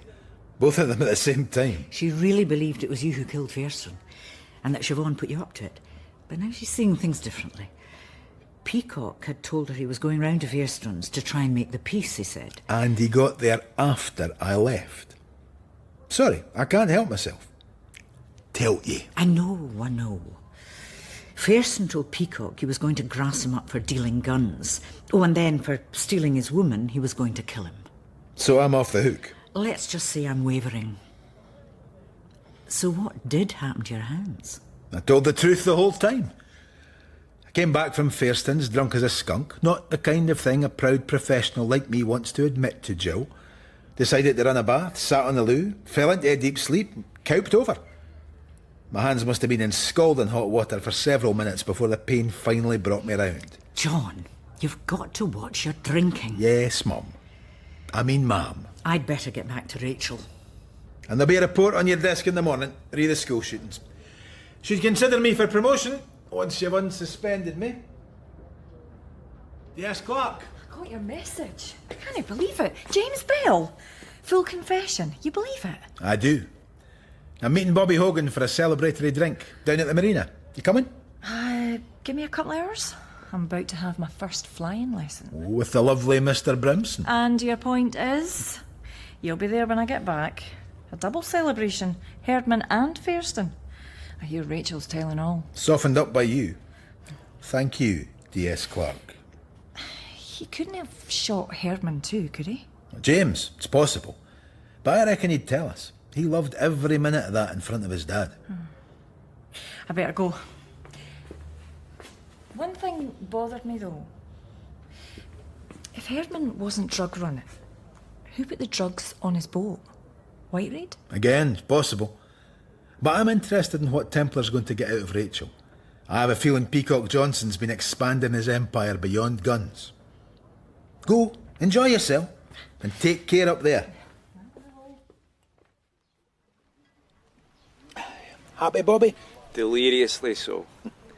And, cheers. For not being a murderer. I never doubted you for a second. Yeah, right. A kid kills 2 classmates. No motive that makes any sense to me. The only way he could get even with his dad. Families. Well, never been my best suit. Maybe I'm getting too old for this game. It's a different world. Siobhan not joining us? Maybe we're too old for her. She's taking a flying lesson. With Brimson? Must be loaded, that boy. Flies his own plane. Yeah. Where did the cash come from? Right. You'll need this. And this. A parachute? Health and safety. Hell-bent on scaring us all to death. You'll love it. Perfect flying weather. Take this jacket. Not strictly necessary, but you'll look really cool. Do I get to keep it? Oh, and sign the ledger there. Oh, okay. You're a busy man. Your ledger's almost full. Please. You're so nosy. Come on. A lot of return customers. Well, that's encouraging. Who's this guy with the scroll? Let's fly. Does that say Johnson? We'll miss our slot. No, hang on a minute. I'll let you into a secret, Doug. We've tied up the Port Edgar Academy case. Fantastic. But come on. Wasn't Lee Herdman after all? It was the MSP's son. Really? Well, you can tell me all about it when we're in the air. The only puzzle left is the drugs on Herdman's boat and how they got here from Holland. Okay. We've had our eye on a man called Johnson, and here's a signature with a little peacock drawn next to it. Oh, I remember him now. Odd fellow. Yeah. You should remember. He's on almost every page. Hey, babe, don't go all day job on me. And every time you take him to Amsterdam. Ah, Siobhan. Pity. We were going to have such a good time. Jeez. I can pick him. What are you going to do? Kidnap a police officer? Sorry, Siobhan. I really liked you. Herdman wasn't a drug dealer. Maybe somebody was using his boat. Without him knowing. Nice idea. Store the drugs on board, make it look as if he smuggled them in. So another boat. Somewhere out there. Or a plane. Brimson knew Herdman. Had his trust. And you have to pay for a plane somehow. Come on. Come on. Damn! Siobhan, she'll have worked it out. You think he'd hurt her? Oh, hang on. There's something wrong with that plane. He's losing control. Oh my God! Is that Brimson? Siobhan! Bloody hell! Siobhan!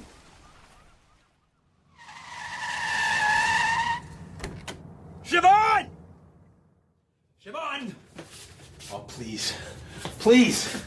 Siobhan!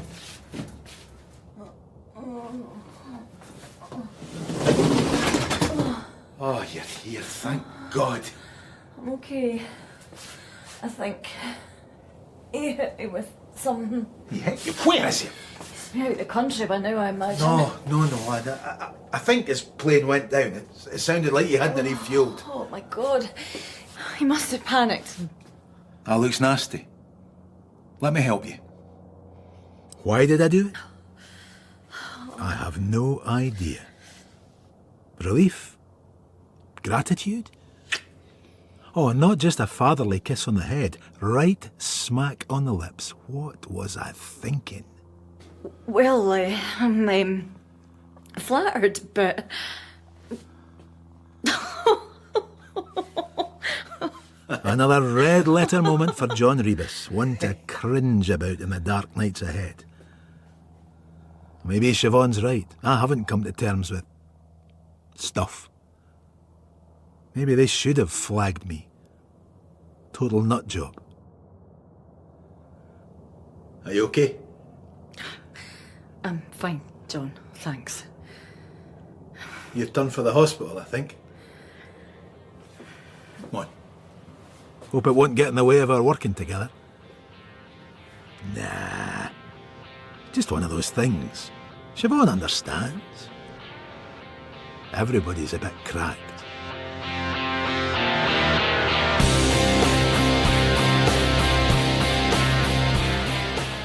In Rebus, A Question of Blood, dramatised by Chris Dolan from the novel by Ian Rankin, D.I. Rebus was played by Ron Donaghy, Siobhan Clarke by Gayanne Potter,